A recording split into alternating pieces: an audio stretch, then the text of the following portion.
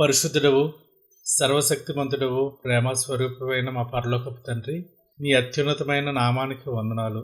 ఈరోజు మీ జీవము గల వాక్యాన్ని ధ్యానించుకోవడానికి మాకు అనుగ్రహించిన సమయాన్ని బట్టి కృతజ్ఞతలు చెల్లించుకుంటున్నాము. ఆదికాండం 5వ అధ్యాయంలోని సత్యాలను మేము అర్థం చేసుకుంటుండగా మీ పరిశుద్ధాత్మ ద్వారా మా హృదయాలను తెరిచి మీ వెలుగును మాకు ప్రసాదించండి. నీవు మా ప్రతి అవసరతను ఎరిగిన దేవుడవు. పరీక్షలు రాస్తున్న ప్రతి బిడ్డను మీ హస్తాలకు అప్పగిస్తున్నాము. వారికి జ్ఞానమును, జ్ఞాపశక్తిని, ఏకాగ్రతను ఇచ్చి వారు అత్యుత్తమ ఫలితాలు సాధించేలా దీవించండి.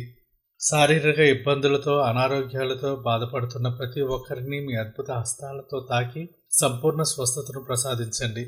ఆర్థిక ఇబ్బందులతో సతమతమవుతున్న కుటుంబాలకు నీవు మార్గదర్శివై వారికి అవసరమైన వనరులను సమకూర్చి వారిని అప్పుల నుండి, కొరత నుండి విడుదల చేయండి. ప్రభువా, రాజేంద్ర ప్రసాద్ సురేష్ సోల్మన్ గారి కుమార్తె కడుపు నొప్పి నుండి తక్షణమే సంపూర్ణ స్వస్థత పొందేలా మీ అద్భుత హస్తంతో తాకండి. దేవా, మా ప్రతి అవసరతను మీరు తీర్చి మీ కృపతో మమ్మల్ని నింపమని, మా ప్రార్థనలో ఆలకించమని యేసుక్రీస్తు నామమున అడుగుచున్నాము తండ్రి. ఆమెన్. గతంలో మనం దేవుడు తన స్వరూపంలో మానవుణ్ణి ఎలా నిర్మించాడో చూసాము. ఇప్పుడు మనం ఆ సృష్టికర్త తన బిడ్డల పట్ల కలిగి ఉన్న నిరంతర సంరక్షణను, ఆదాము నుండి నోవాహు వరకు సాగే వంశావళిని గమనించబోతున్నాము. ఆదికాండము 5వ అధ్యాయము 2వ వచనము. మగవానిగాను ఆడదానిగాను వారిని సృజించి, వారు సృజించబడిన దినమున వారిని ఆశీర్వదించి వారికి నరులని పేరు పెట్టెను.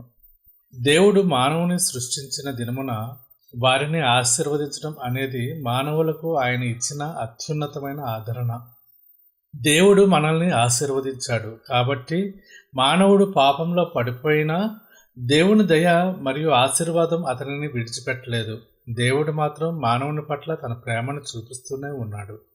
ప్రస్తుత కాలంలో మానవులు తమ ఉనికిని కోల్పోయి నిరాశలో కూరుకుపోతున్నారు. నేటి సమాజంలో నెలకొన్న కుటుంబ కలహాలు, అస్థిరమైన ఆర్థిక పరిస్థితులు, ఉద్యోగం లేని స్థితి, అనారోగ్య భయాలు ఇవన్నీ మానవుని మనోవేదనకు కారణమవుతున్నాయి. అయితే దేవుడు ఆదికాండము 5వ అధ్యాయము 2వ వచనం ద్వారా మనకు స్పష్టంగా చెబుతున్నది ఇదే. దేవుడు నిన్ను సృష్టించాడు, నిన్ను ఆశీర్వదించాడు.